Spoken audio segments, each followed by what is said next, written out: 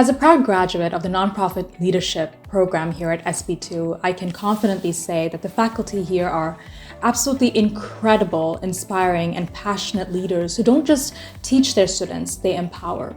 Through their courses, I've had the opportunity to explore both the theoretical and the practical aspects of nonprofit leadership.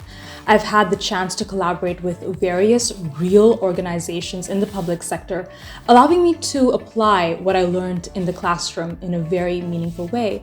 We have all had the opportunity to explore our authentic selves as students. They've equipped us to become impactful and self-aware leaders.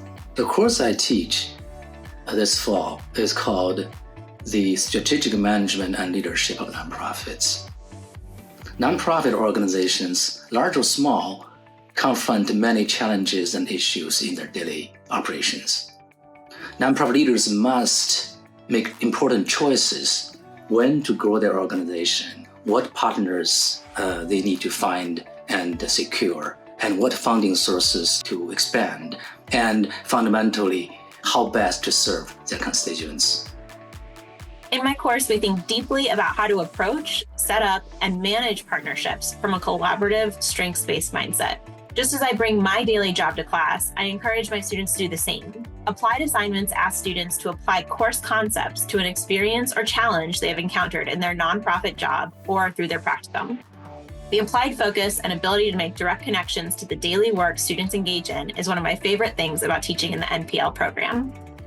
Most of my training has been in math, where you either have it right or wrong, or in economics, whether you maximize something or minimize something, or you use game theory to find the appropriate answer. But basically, you're looking for an optimal answer. But in real life, and especially in the not-for-profit sector, where there's so many stakeholders, the answer is not that obvious, especially when there's a dilemma, when there's no correct answer and there's no one going to, not everyone's going to like the answer. When it's an ethical decision-making doesn't follow the kind of rules that I had studied. So I was interested in real-life decision-making when nonprofit leaders face ethical dilemmas. And so this is why I decided to learn about it and then teach about it. My course is Philanthropy and Fundraising for Nonprofit Managers, and it's really about the tools that students need when they're going to become professionals in the field or existing professionals who are in the field to think about philanthropy as a really key part of their job in running a nonprofit or being in a leadership position. And a lot of people come to philanthropy and fundraising not really knowing there's a skill set and a body of knowledge. And so the purpose of the course is to have a survey approach, which we cover many topics, a different one in each session, that talks about a skill set and a knowledge base that you need to know to raise money, whatever cause that you might be working for. At the beginning of the course, we do a lot of data and overview, and at the end of the course, we talk about more sophisticated concepts in philanthropy. I have a lot of guest speakers, and I really try to make it practical and hands-on.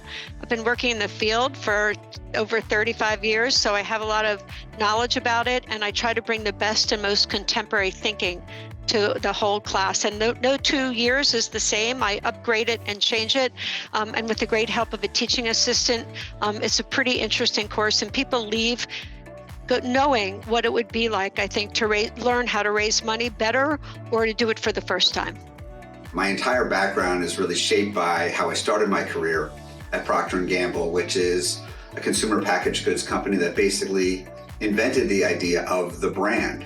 And so I try to bring that background and that experience and that lens to the classroom work and try to relate that experience to the students.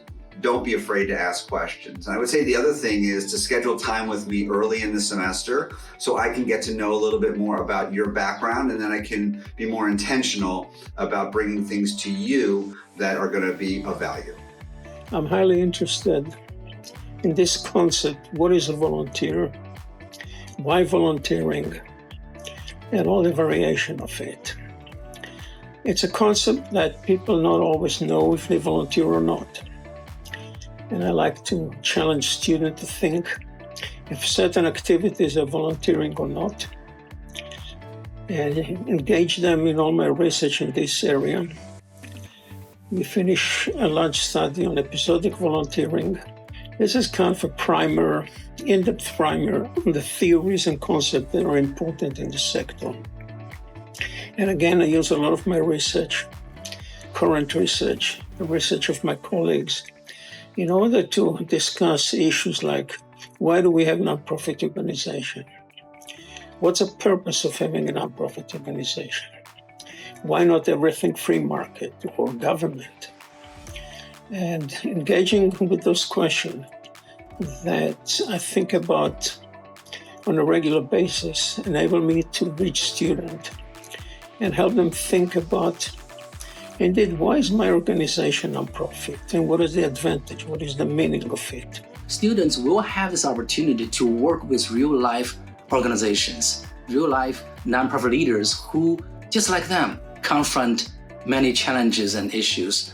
By working with these organizations, my students will be able to learn the first-hand knowledge on how best to identify an important issue in their organization and explore with various options and make the right choice for the organization.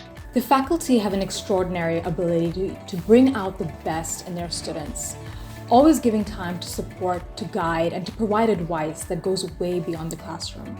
Even now, as an alum, I always find myself reaching out to many of them, and they're always there for me.